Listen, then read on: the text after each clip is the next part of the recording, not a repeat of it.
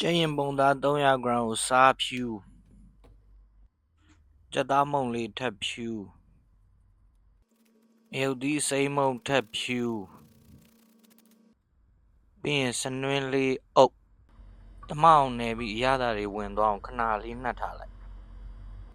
အိုးလေးပူလာပြီဆိုရင်စီလေးအနှဲငယ်ထက်ထုံးစံတိုင်းထမင်းစားစွန်2စွန်းလောက်ပေါ့ပြီးရင်ထောင်းထားတဲ့ကြက်သွန်နီစီတက်ဒီနေ့စီတက်တာတော့နည်းနည်းလေးကြက်သွန်ကိုကြက်တဲ့အထိတက်မယ်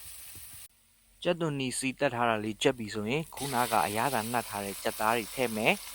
မှုေမယ်ကြက်သားတွေကရေကုန်သွားတဲ့အထိမှုေဒီနေ့ကဘာချက်မှလဲဆိုတော့မြုပ်ကီဓာတ်စာကြက်သားတွေကထွက်တဲ့ရေကုန်ပြီးကြက်သားလေးတွေတင်းလာရင်ရေလေးထပ်ထည့်မြုပ်ကီဓာတ်စာကြက်သားမဆလာချက်မှာဆိုတော့မြုပ်ကီဓာတ်စာအနေနဲ့ရုံးပတိသီးလေးတွေထည့်မယ်ကဲမြုပ်ကီတို့ဒိုးတော့အဖုံးလေးခဏအုပ်ပြီးတော့ရုံးပတိသီးလေးတွေနူးတော့အောင်တဲလိုက်မယ်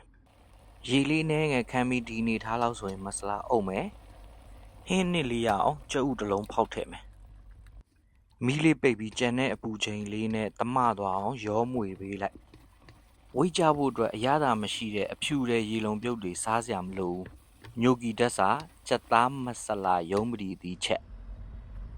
ကဲမိတ်ဆွေတို့စားပြီးရင်ရေလုံးလောက်အောင်တောက်ဖို့မမေ့နဲ့နော်